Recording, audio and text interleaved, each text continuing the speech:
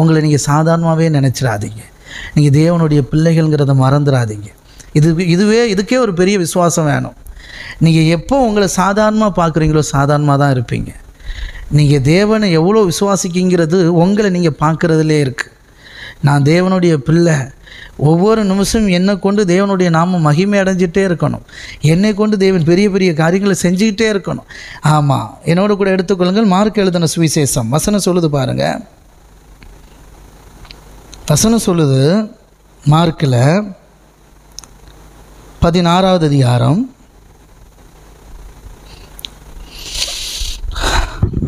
16 விசுவாசம் உள்ளவனாகி ஞானஸ்தானம் பெற்றவன் ரட்சிக்கப்படுவான், விசுவாசியாதவனோ ஆக்கினைக்குள்ளாக தீர்க்கப்படுவான். விசுவாசிக்கிறவர்களால் நடக்கிற அடையாளங்களாவன, என் நாமத்தினாலே பிசாசுகளை துரத்துவார்கள். விசுவாசிக்கிறவர்களால் நடக்கிற அடையாளம். நவமான பாஷைகளை பேசுவார்கள், சர்ப்பங்களை எடுப்பார்கள். நவமான பாஷைகளை பேசுவார்கள்னா ஏகப்பட்ட லாங்குவேஜ் பேசுவாங்க, தேவனை மகிமைப்படுத்துவாங்க. ஏகப்பட்ட லாங்குவேஜில் அவங்க பேசப்படுவாங்க. ஆமென், அல்லேலூயா. சர்ப்பங்களை எடுப்பார்கள் அப்படின்னா பிசாசு ஜெயிக்கிறது. சர்ப்பம் பிசாசு. ஓகே, ஆமென். ஆமாம், தேங்க்யூ டாடி, அல்லேலூயா. சாவுக்கு ஏதுவான யாதொன்றை குடித்தாலும் அது அவர்களை சேதப்படுத்தாது. ஆமென். எத்தனை விசுவாசிக்கிறீங்க? சாவுக்கு ஏதுவான யாதொன்றை குடித்தாலும் அது அவங்களை சேதப்படுத்தாது.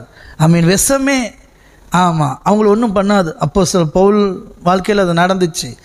ஆமாம், பாம்பு விஷப்பூச்சி அவரை கடிக்கும், செத்துருவான்னு பார்ப்பாங்க, சாக மாட்டார். சடுதியாக செத்துருவான்னு நினச்சாங்களாம். அப்படின்னு என்ன அர்த்தம்னா ரொம்ப ஸ்பீடாக இப்போ மண்டையை போட்டுருவான்டா நுரதள்ளி அப்படின்னு நினச்சாங்க. அவன் மண்டையை போட இருந்தால் அத்தனை பேரையும் எழுப்பி விட்டுட்டு போயிட்டான், சுகமாக்கிட்டு போயிட்டான். அதான் விசுவாசம், அதான் தேவனுடைய நடத்துதல், அதுதான் தேவனுடைய அழைப்பு. பாருங்கள், அப்படி எதுவும் சேதப்படுத்தாது. வியாதியஸ்தர்கள் மேல் கைகளை வைப்பார்கள், அப்பொழுது அவர்கள் சொஸ்தமாவார்கள். இவ்விதமாய் கர்த்தர் அவர்களோடு பேசினார். எத்தனை பேர் புரியுது? அப்போ தேவன் மேலே விசுவாசமாக இருக்கிறவங்களை கொண்டு இவ்வளோ பெரிய காரியத்தை தேவன் செய்வார். நீங்கள் விசுவாசிங்கிறத தேவன் ப்ரூஃப் பண்ணுவார். அதுதான் உங்கள் விசுவாசம் உலகமெங்கிலும் பிரசித்தப்படுத்தப்படும். உங்கள் விசுவாசம் உலகமெங்கிலும் பிரசித்தப்படுவது எப்படி? இப்படி. ஆமென். ஆமாம், இதுதான் பயங்கரமான கிறிஸ்துவ வெளிப்படுத்துறது. எத்தனை பேர் புரியுது? ஆமென், ஆமென், ஆமென். தேங்க்யூ டார். எத்தனை பேர் விசுவாசிக்கிறீங்க? ஓகே, ஆமென். அப்போ வசனம் சொல்லுது, யோவான் 17:3, ஒன்றான மெய்தேவனாகிய பிதாவாகிய தேவனையும் அவர் அனுப்பின தம்முடைய குமாரனாகிய கிறிஸ்து இயேசுவையும் அறிவதே நித்திய ஜீவன். எத்தனை பேர் புரியுது? அறிவதே நித்திய ஜீவன். ஆமென். அப்போ தேவனை அறிகிற அறிவு தான் அந்த நிலைவாழ்வு நமக்கு கிடைக்கும். மறுபடியும் சொல்கிறேன், நிலைவாழ்வு என்றால் இந்த பூமியில் நீங்கள் வெட்டியாக இல்லாமல் விசுவாசம் உள்ளவர்களாய், விசுவாசிக்கிறவனுக்கு தான் நித்திய ஜீவன். அப்போது நீங்கள் நித்திய ஜீவனுக்கு சொந்தக்காரங்க, சரிங்களா? தேவன் அறிகிற அறிவில் வளர்ந்து உங்களை கொண்டு தேவன் பெரிய காரியங்களை செய்வார். விசுவாசிக்கிறீங்களா? நம்ப முடியுதா? அதனால் சொல்கிறேன், நீங்கள் விதவையாக இருக்கலாம், நீங்கள் வாழ்க்கையை தொலைச்சிருக்கலாம், வாழ்க்கையை இழந்திருக்கலாம். தேவன் உங்கள் எதிர்காலத்தை சிறப்பாக வச்சுருக்கிறார். எத்தனை பேர் விசுவாசிக்கிறீங்க? நம்ப முடியுதா? ஆமென். ஆமாம், நீங்கள் தேவனுடைய பிள்ளை, நீங்கள் ஏசப்பாவை நம்பி வந்திருக்கிறீங்க. உங்களுக்கு விவரம் தெரியுமா தெரியாதா? பைபிள் தெரியுமா தெரியாதா? பாட்டு தெரியுமா தெரியாதா? இயேசுவை தெரியுமா தெரியாதா? கிடையாது. ஆமென். ஆமாம், நீங்கள் வந்தால் மட்டும் போதும், உங்களுக்கு அவர் தம்மை வெளிப்படுத்துவார். நான் சாட்சி, மறுபடியும் சொல்கிறேன். ஆமாம், நான் தான் சாட்சி, வேறு யாரெல்லாம் கிடையாது. என் குடும்பத்தில் யாரும் பூர்வீக கிறிஸ்டின் கிடையாது. என் குடும்பத்தில் யாரும் ஆவிக்குரிய சபையில் இருந்தது கிடையாது. என் குடும்பத்தில் யாரும் பரிசுத்த ஆவியினால் நிரம்பி அப்படி வாழ்ந்ததும் கிடையாது. சரியா, நான் பார்த்ததும் கிடையாது. என் குடும்பத்தில் யாரும் பாஸ்டர் கிடையாது. ஆமாம், நாங்கள் அந்த தலைமுறையிலேருந்து வரவும் இல்லை. உங்களைப் போல சாதாரண ஒரு ஆளாக இருந்த என்ன தான் தேவன் தூக்கி எடுத்து, ஆமேன், என்னை கொண்டு இவ்வளோ காரியம் செய்வார்னா உங்களையும் தூக்கி எடுத்து இப்படி செய்வார். இதுக்கு முன்னாடி நான் கேட்ட ஒரு பிரசங்கம், ஆமாம், ஒரு பாஸ்டர் சொல்லும்போது, என்னை தேவன் இவ்வளோவா பயன்படுத்துகிறார், என் மகனே மகளே, ஆமாம், இந்த கூட்டத்தில் இருக்கிற உன்னையும் தேவன் பயன்படுத்துவார் அப்படின்னு சொன்னார் இல்லையா? ஆமாம், அதுதான் என்னை இந்த அளவுக்கு கொண்டு வந்திருக்கு.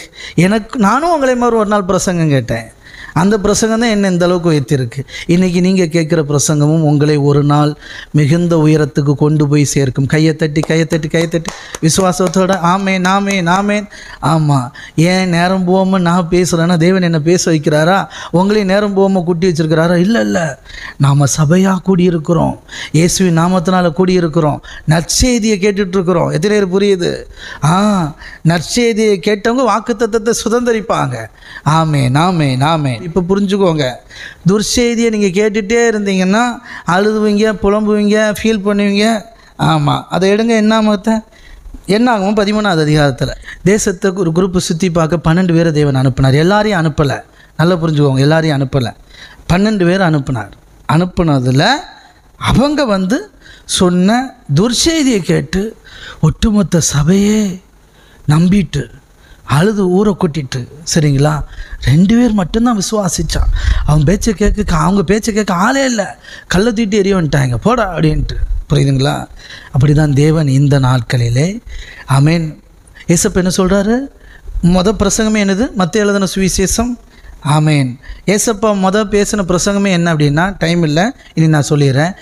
மனம் திரும்புங்கள், பரலோக ராஜ்யம் சமீபமாக இருக்கிறது. எத்தனை புரியுது? பரலோக ராஜ்யம்னா என்ன? நமக்கு நல்லா தெரியும். பரலோகம் மேலே இருக்குது. இந்த பூமியில் பரலோகத்திலே அவருடைய சித்தம் செய்யப்படுவது போல் பூமியில் செய்யப்படுறது தான் பரலோக ராஜ்யம். நல்லா புரிஞ்சுக்கோங்க. அப்போது ஏற்கனவே அதுக்கு விளக்கம் சொல்லியிருக்கிறோம். இங்கிலாந்து பிரிட்டிஷ் அங்கே இருந்துச்சு, வெளிநாடு. அங்கே இருந்து அவங்க இந்தியாவுக்குள்ளே ஆட்சி செஞ்சாங்க. இங்கே இங்கிலீஷ் பேசுகிறவனை மாறிட்டோம், குழாய் போட்டுட்டோம், எல்லா கலாச்சாரத்தையும் தங்களுடைய கலாச்சாரத்தை இங்கே கொண்டு வந்துட்டாங்க. இங்கிலாந்து இங்கே வரலை, இங்கிலாந்தினுடைய ராஜ்யம் இங்கு நடைபெற்றதுனால் இந்த கலாச்சாரம் எல்லாமே மாறிட்டு. இங்கிலீஷ் பேசுகிறான், ஃபேண்ட் போடுறான். நம்மளுக்கு கோமனை கட்டிகிட்டு இருந்த நம்ம தாத்தா, ஆமாம், இப்போ அவர் கூட ஃபேன் செட் போட்டு ஷார்ட்ஸு போட்டு போகிறாப்புல, நீங்கள் பார்ப்பீங்க. ஷார்ட்ஸு போட்டு வாக்கிங் போகிறார் தாத்தா. ஒரு காலத்தில் நம்ம தாத்தா மாதிரிலாம் கோமனை கட்டிகிட்டு இருந்த ஆட்கள் கலாச்சாரத்தை மாற்றி விட்டுட்டாங்க. புரியுதுங்களா? நீ பாருங்கள், டிஜிட்டல் ஆகிப்போச்சு, எல்லாம் டிஜிட்டல்.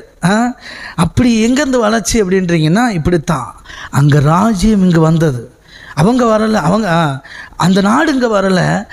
அவங்கள்லேருந்து கொஞ்சம் பேர் கையை தட்டி அவங்கள்லேருந்து கொஞ்சம் பேர் இங்கே அவர்களுடைய ராஜ்யத்தை பரப்பினார்கள். அவர்களுடைய கலாச்சாரம் அவங்க தான். ரோடை போட்டால் அவங்க தான், பிரிட்ஜு கட்டுனா, அணைய டேமு கட்டுனா, ஏகப்பட்டது கெட்டி. ஆமாம், அதில் நல்லவன் கெட்டவன் இருக்கான் இல்லையா? ஆமாம், கெட்டவங்க பெண்களை பூரா நாசமாக்குனாங்க, ஆண்களை அடிமையாக்குனாங்க, அதே தான். ஆமாம், கொடுமைப்படுத்தினாங்க. நல்லவர்கள் தங்கள் சொத்தையும் விற்று இந்த நாட்டுக்காக, இந்த மக்களுடைய இந்த கஷ்டத்தையும் கவலையும் பார்த்து, அவங்களுடைய அவல நிலையை பார்த்து இவங்க நல்லா இருக்கணுங்கிறதுக்காக இவங்களுக்காக தங்கள் சொத்தையே விற்றுட்டு வந்தவங்க, டேமு கட்டினவங்க, சுவிசேஷம் அறிவித்தவங்க, சுவிசேஷம் அறிவிக்க கொளுத்தீயால் எரிக்கப்பட்டு கொல்லப்பட்டவங்க, இப்படி நிறைய ஹிஸ்ட்ரி இருக்குது. புரியுதுங்களா? அப்படி இதுதான் ராஜ்யம். அப்படித்தான் பரலோகம் மேலே இருக்குது. பரலோகத்தில் அவருடைய சித்தம் செய்யப்படும் போல் பூமியில் செய்யப்படுறது பேர் தான் பரலோக ராஜ்யம்.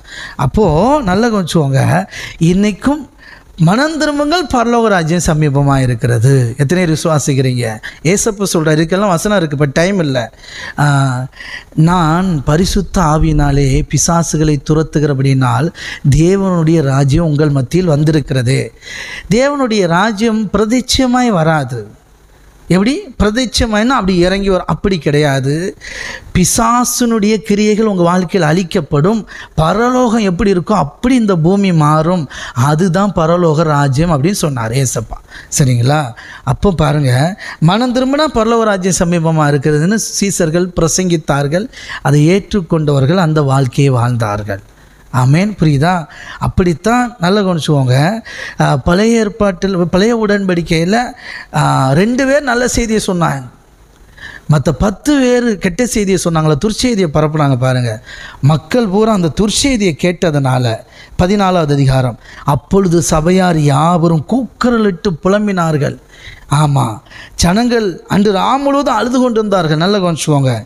இஸ்ரேல் புத்திரர் எல்லாரும் மோசேக்கும் ஆரோனுக்கும் விரோதமாக முறுமுறுத்தார்கள்.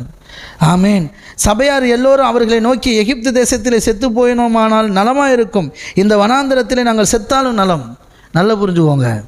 நீங்கள் கேட்கிற சுவிசேஷம் துர்ச்செய்தியாக இருந்தால் உங்கள் வாழ்க்கை இப்படி தான் இருக்கும்.